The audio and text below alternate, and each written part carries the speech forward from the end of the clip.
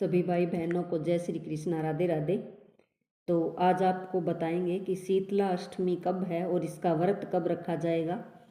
और शीतला अष्टमी को बासोड़ा भी कहते हैं। तो इसके भोग में क्या क्या हमें पदार्थ बनाने चाहिए और कैसे भोग लगाना चाहिए, तो आइए जानते हैं।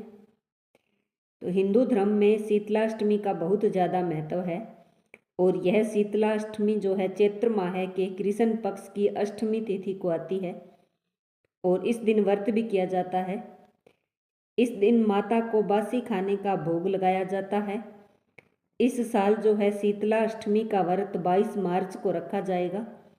कहते हैं कि इस दिन माता की पूजा करने से भक्त रोगों से दूर रहते हैं। शीतला माता को चेचक की देवी भी माना जाता है। तो कहते हैं कि उनको सफाई का प्रतीक कहते हैं। तो जो भी चमड़ी से संबंधित रोग होता है तो शीतला माता की पूजा करने से, व्रत करने से और शीतला माता को भोग लगाने से इन सब से हमें मुक्ति मिलती है। तो आइए बताते हैं खाने में हमें शीतला माता के कौन कौन से पकवान बनाने चाहिए। तो अष्टमी के दिन माँ शीतला को पूजन के समय जो है बासी भोजन हमें माता के भोग में लगाना चाहिए, माता का भोग। तो बासी भोजन में मीठे चावल, बिना नमक की पूड़ी, पुए, गुलगुले और चने की दाल, खिचड़ी, हलवा, रबड़ी और कड़ी पकोड़े, ये सब आप शाम के समय बना कर रख सकते हैं। और सुबह जल्दी उठकर स्नान आदि करने के बाद जो है माता को भोग लगा सकते हैं। कहते हैं कि शीतला अष्टमी या बासेड़ा के दिन घरों में भोजन पकाने के लिए अग्नि नहीं जलाई जाती, इसलिए माता को चढ़ने वाला प्रसाद एक दिन पहले ही तैयार किया जाता है। और शीतला अपने भक्तों पर जो है बहुत ही इस तरह करने से प्रसन्न होती है और उनको रोगों से मुक्ति देती है। और ठंडा भोजन खाने का एक वैज्ञानिक कारण भी है। चैत्र का महीना ठंड के जाने और गर्मियों के शुरू होने का माना जाता है। तो मौसम के बदलाव में बीमार होने का खतरा ज़्यादा बढ़ जाता है। तो ऐसे में ठंडा खाना खाना चाहिए। और ठंडा भोजन करने से पेट और पाचन तंत्र दोनों में ही हमें लाभ मिलता है। और कहते हैं कि शीतला अष्टमी की पूजा जो है शनिवार और मंगलवार को नहीं करनी चाहिए। और कोई से भी वार को आप शीतला अष्टमी की पूजा कर सकते हैं। इस वार को अगर अष्टमी तिथि पड़ जाए तो आप पूजन कर सकते हैं। शीतला माता की पूजा करने के लिए गांव में शीतला का मठ बना होता है या मंदिर होता है, तो आप वहां जाकर उनकी पूजा कर सकते हैं। और अगर आप वहां जाने के लिए असमर्थ है तो अपने ही घर में किसी ऐसे स्थान पर जहां पर आप पानी का हंडा रखते हैं, वहाँ पर माता शीतला का पूजन कर सकते हैं। कुछ स्थानों पर बहनें जो हैं शीतला अष्टमी का व्रत भी करती हैं। तो अतः व्रत के दिन शीतला अष्टक का पाठ भी करना चाहिए। हमारे देश में होली के बाद सभी स्थानों पर शीतला माता की पूजा अर्चना बड़ी ही आस्था के साथ की जाती है। इस दिन महिलाएं ठंडे पानी से नहाती हैं और उसके बाद पूजा की सभी सामग्री के साथ रात में बनाए गए भोजन को लेकर पूजा करती हैं। इस दिन व्रत किया जाता है तथा माता की कथा भी सुनी जाती है। और इसके बाद शीतला अष्टक का पाठ भी पढ़ा जाता है। तो आइए इसके पीछे की जो कथा है शीतला अष्टमी की वो सुनते हैं। तो शीतला अष्टमी आपको बता ही दी है कि 22 मार्च को है। तो आइए कथा सुनते हैं। तो कथा इस प्रकार है कि एक बार की बात है, शीतला माता ने सोचा कि चलो आज धरती का भ्रमण करते हैं, देखते हैं कि वहाँ पर कौन मेरी पूजा करता है। तो यह सोचकर शीतला माता जो है राजस्थान के एक गांव में आ गई और उन्होंने देखा कि उस गांव में उनका कोई भी मंदिर नहीं है, मठ भी नहीं है और ना ही कोई उनकी पूजा करता है। तो वह ये सोचते हुए माता शीतला गांव की गलियों में घूम रही थी। तभी एक घर के ऊपर से किसी ने चावल का खौलता हुआ पानी फेंक दिया वह गर्म पानी सीधा माता शीतला के ऊपर ही जाकर गिरा, जिससे माता के शरीर में बेहद दर्द भरे छाले पड़ गए और बहुत ज़्यादा जलन होने लगी और उनका पूरा शरीर जो है तेज जलन से वह किरकिराने लगी। जब दर्द से कराहती शीतला माता इधर उधर भागने लगी और चिल्लाने लगी कि मेरा शरीर जल रहा है, मेरा शरीर जल रहा है, कोई तो मेरी सहायता करो। लेकिन उस गांव में किसी ने भी माता शीतला की सहायता नहीं की। वहीं एक कुम्हारिन थी, अपने घर के बाहर बैठी थी। उस कुम्हारिन ने देखा कि अरे यह बुजुर्ग माता है जो काफ़ी जल गई है, तो उसने कहा कि हे माता, यहाँ आकर बैठिए, मैं आपके शरीर पर ठंडा पानी डालती हूँ। तो ऐसा कहते हुए कुम्हारिन ने बुजुर्ग माता पर ठंडा पानी डाला और कहने लगी कि हे माता, मेरे घर में रबड़ी रखी है और थोड़ा दही भी रखा है, आप खा लें, इससे आपको थोड़ी राहत मिलेगी। जब बुजुर्ग माई ने ठंडी रबड़ी और दही खाया तो उनके शरीर को काफ़ी ठंडक मिली और उनकी जलन भी कुछ कम हो गई। तो उस कुम्हारिन का सेवा भाव देखकर माता शीतला उस पर प्रसन्न हो गई और अपने वास्तविक रूप में प्रकट होकर बोली कि मैं शीतला माता हूँ। मैं इस धरती पर देखने आई थी कि मुझे कौन जानता है, कौन मेरी पूजा करता है, तो मैं तुम्हारे इस सेवा भाव से बहुत ही प्रसन्न हूँ। तब उस कुम्हारिन ने हाथ जोड़कर कहा कि हे माता, मेरे घर में तो हर ओर दरिद्रता बिखरी हुई है, ना तो चौकी है, ना बैठने के लिए मेरे पास कोई आसन है, मैं अपने घर में तुम्हें कहाँ बिठाऊं। यह सब सुनकर माता शीतला उस कुम्हारिन के घर के बाहर खड़े गधे पर ही बैठ गई। कुम्हारिन के पास एक गधा था, तो माता उस पर ही बैठ गई और माँ ने एक हाथ में झाड़ू और दूसरे हाथ में डलिया लेकर उस कुम्हारिन के घर की जो भी दरिद्रता थी सब झाड़ू से और डलिया में भरकर बाहर फेंक दी। फिर शीतला माँ ने उस कुम्हारिन से कहा कि मैं तेरी सच्ची भक्ति से बहुत ही प्रसन्न हूँ, मांगो, तुम्हें क्या वरदान मांगना है। तब कुम्हारिन ने हाथ जोड़कर विनम्रतापूर्वक कहा कि हे माता, मेरी इच्छा है आप इसी गांव में, मेरे गांव में स्थापित होकर यहीं पर निवास करो और जिस प्रकार आपने मेरी निर्धनता को अपनी झाड़ू से साफ किया है, वैसे ही जो भी भक्त होली के बाद जो भी अष्टमी आती है, उस अष्टमी को आपकी पूजा करेगा और आपको ठंडा दही और बासी भोजन उसका भोग लगाएगा, तो उसकी आप दरिद्रता को दूर करना। आपकी पूजा अर्चना करने वाली स्त्रियों की आप गोद हमेशा भरी रखना, उनकी संतानों को निरोग रखना एवं सुखी जीवन का आशीर्वाद देना। तब माता शीतला ने तथास्तु कहते हुए कुम्हारिन की इच्छा पूर्ण की और उसके बाद उस गांव में, वो गांव था डोगरी, जिसका नाम डोगरी था, राजस्थान का गांव था, वहाँ पर माता का मंदिर बनाया गया और सभी भाई बहन जो है होली के 8 दिन बाद अष्टमी के दिन माता शीतला की पूजा करने लगे और सभी अपने अपने घरों में खुशी खुशी रहने लगे। और तब से माता शीतला जो है डूंगरी गांव में हमेशा हमेशा के लिए विराजमान हो गई। ये थी छोटी सी कथा। इसके बाद आपको दूसरी कथा सुनाते हैं। तो दूसरी कथा इस प्रकार है कि एक बार एक राजा था, उसके एक ही पुत्र था। पुत्र को चेचक निकली थी, मतलब चमड़ी से संबंधित कोई बीमारी हो गई थी। उसी के राज्य में एक काछी पुत्र की भी शीतला निकली हुई थी।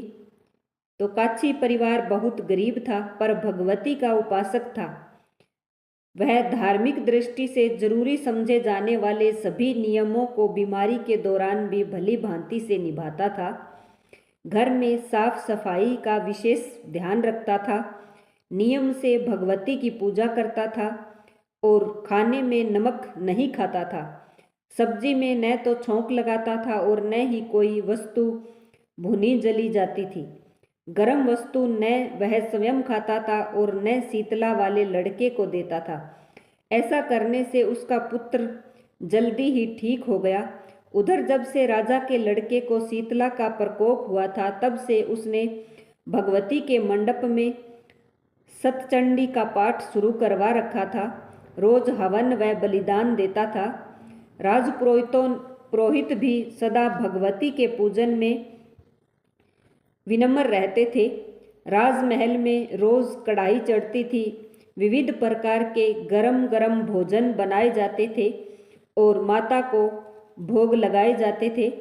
और कुछ ऐसी वस्तुएं भी थी जो माता को भोग में लगाई जाती थी, जिसका परिणाम यह होता है कि उन लजीज भोजनों की गंध से राजकुमार का मन मचल उठता। वह भोजन के लिए जिद करता, एक तो राजपुत्र और दूसरे इकलौता। इस कारण उसकी जिद भी पूरी कर दी जाती थी। इस पर माता शीतला का कोप घटने की बजाय और बढ़ने लगा। शीतला माता के साथ साथ उसे बड़े बड़े फोड़े भी निकलने लगे शीतला के साथ, जिनमें खुजली व जलन अधिक ज़्यादा होती थी। शीतला की शांति के लिए राजा जितने भी उपाय करता, शीतला का प्रकोप उतना ही ज़्यादा बढ़ता जाता था, क्योंकि अज्ञानतावश राजा के यहाँ सभी कार्य उल्टे हो रहे थे। इससे राजा और अधिक परेशान हो गया। उसकी कुछ समझ में आ ही नहीं रहा था कि इतना सब होने के बाद भी शीतला का प्रकोप शांत क्यों नहीं हो रहा। एक दिन राजा ने गुप्तचरों को बताया कि काछी पुत्र को भी शीतला निकली थी, पर वह बिल्कुल ठीक हो गया। यह जानकर राजा सोच में पड़ गया कि मैं शीतला की इतनी सेवा कर रहा हूँ, पूजा अनुष्ठान में मेरे कोई भी कमी नहीं है, फिर भी मेरा पुत्र ज़्यादा रोगी होता जा रहा है, जबकि काछी पुत्र बिना सेवा पूजा के ही ठीक हो गया। तो इसी सोच में उसे नींद आ गई। श्वेत वस्त्र धारण भगवती ने उसे स्वप्न में दिखाई दिया और उसे कहा कि हे राजन, मैं तुम्हारी सेवा अर्चना से प्रसन्न हूँ, इसलिए आज भी तुम्हारा पुत्र जीवित है। तुम्हारे बेटे के ठीक न होने का कारण है कि तुमने शीतला के समय पालन करने योग्य नियमों का उल्लंघन किया है। तुम्हें ऐसी हालत में नमक का प्रयोग नहीं करना चाहिए और नमक से रोगी के फोड़े में खुजली होती है। घर की सब्जियों में छोंक नहीं लगाना चाहिए, क्योंकि इसकी गंध से रोगी का मन उन वस्तुओं को खाने के लिए ललचता है। रोगी का किसी के पास आना जाना भी मना है, क्योंकि यह रोग औरों को भी होने का भय रहता है। तो इन नियमों का पालन कर, तेरा पुत्र अवश्य ही ठीक होगा। विधि समझाकर देवी वहां से अंतर्ध्यान हो गई। राजा ने प्रातः से ही देवी की आज्ञा के अनुसार कार्यों की व्यवस्था कर दी। इससे राजकुमार की सेहत पर बहुत ही ज़्यादा प्रभाव पड़ा और वह जल्दी जल्दी ठीक होने लगा। इसी दिन भगवान श्री कृष्ण और माता देवकी का विधिवत पूजन करके मध्य काल में सात्विक पदार्थों का भोग लगाना चाहिए। कहते हैं कि ऐसा करने से पुण्य ही नहीं बल्कि समस्त दुखों का अंत भी होता है। तो ये थी दूसरी कथा। तो बताना आपको कैसी लगी कथा। तो इसके बाद आपको अगली कथा सुनाते हैं। तो आइए वो भी सुन लेते हैं। एक गांव में ब्राह्मण और ब्राह्मणी रहते थे। तो उनके 2 बेटे और 2 बहुएं थी। दोनों बहुओं को लंबे समय के बाद बेटे हुए थे। इतने में शीतला सप्तमी आ गई। वे इसे अष्टमी पर्व मानने लगे। घर में पर्व के अनुसार ठंडा भोजन तैयार किया। दोनों बहुओं के मन में विचार आया कि यदि हम ठंडा भोजन लेंगी तो बीमार हो जाएंगी। बेटे भी अभी हमारे छोटे हैं। इस कुविचार के कारण दोनों बहुओं ने तो पशुओं के दाने तैयार करने के बर्तन में गुपचुप 2 बाटी तैयार कर ली। सास बहू शीतला की पूजा करके आई। शीतला माता की कथा सुनी। बाद में सास तो शीतला माता के भजन करने के लिए बैठ गई। दोनों बहुएं बच्चे रोने का बहाना बनाकर घर आ गई। दाने के बर्तन से गर्मा गर्म टोटले निकाले, चूरमा किया और पेट भर लिया। सास ने घर आने पर बहुओं से भोजन करने के लिए कहा। बहुएं ठंडा भोजन करने का दिखावा करके घर के काम में लग गई। सास ने कहा, बच्चे कब के सोए हुए हैं, उन्हें जगाकर भोजन करा लो। बहुएं जैसे ही अपने अपने बेटों को जगाने के लिए गई तो उन्होंने देखा कि दोनों के बेटे मरे हुए पड़े हैं। ऐसा बहुओं की करतूतों के फल स्वरूप शीतला माता के प्रकोप के कारण हुआ था। बहुएं विवश हो गई। सास ने घटना जानी तो बहुओं से झगड़ने भी लगी। सास बोली कि तुम दोनों ने अपने बेटों की बदौलत शीतला माता की अवहेलना की है, इसलिए अपने घर से निकल जाओ और बेटों को जिंदा स्वस्थ लेकर ही घर में वापिस आना। अपने मृत बेटों को टोकरे में सुलाकर दोनों बहुएं घर से बाहर निकल पड़ी। जाते जाते रास्ते में एक जीर्ण वृक्ष आया। यह खेजड़ी का वृक्ष था। इसके नीचे ओरी शीतला दोनों बहुएं बैठी थी। दोनों के बालों में विपुल प्रमाण में जूं थी। बहुओं ने थकान का अनुभव भी किया था। दोनों बहुएं ओरी और शीतला के पास आकर बैठ गई। उन दोनों ने शीतला ओरी के बालों से खूब सारी जुएं निकाली। जुओं का नाश होने से ओरी और शीतला ने अपने मस्तक में शीतलता का अनुभव किया। कहा, तुम दोनों ने हमारे मस्तक को शीतल किया है, ठंडा किया है, वैसे ही तुम्हें पेट की शांति मिले। दोनों बहुएं एक साथ बोली कि पेट का दिया हुआ ही लेकर हम मारी मारी इधर उधर भटक रही हैं, परंतु शीतला माता के दर्शन हुए नहीं हैं। शीतला माता ने कहा कि तुम दोनों पापिनी हो, दुष्ट हो, दुराचारी हो, चारिणी हो। तुम्हारा तो मुँह देखने भी योग्य नहीं है। शीतला सप्तमी के दिन ठंडा भोजन करने के बदले तुम दोनों ने गर्म भोजन कर लिया था। यह सुनते ही बहुओं ने शीतला माता जी को पहचान लिया और दोनों बहुएं माताओं का वंदन करने लगी। गिड़गिड़ाते हुए माता से कहने लगी कि हम दोनों भोली हैं, अनजाने में गर्म खा लिया था। आपके प्रभाव को हम जानती नहीं हैं। आप हम दोनों को क्षमा कर दें। पुनः ऐसा दोबारा से हम नहीं करेंगे। उनके पश्चाताप भरे वचनों को सुनकर माता बहुत ज्यादा उन पर प्रसन्न हो गई। शीतला माता ने मृतक दोनों बालकों को जीवित कर दिया। बहुएं तब बच्चों के साथ लेकर आनंद से पुनः अपने गांव को लौट आई। गांव के लोगों ने जाना कि दोनों बहुओं को शीतला माता ने साक्षात दर्शन दिए हुए हैं। दोनों का धूमधाम से स्वागत करके गांव में प्रवेश कराया गया। बहुओं ने कहा कि हम गांव में शीतला माता के मंदिर का निर्माण करवाएंगी। चैत्र महीने में शीतला सप्तमी के दिन मात्र ठंडा खाना ही खाएंगी।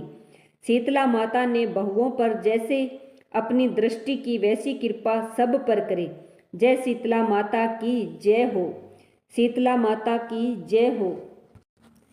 शीतला माँ शांति, शीतलता तथा आरोग्य दे।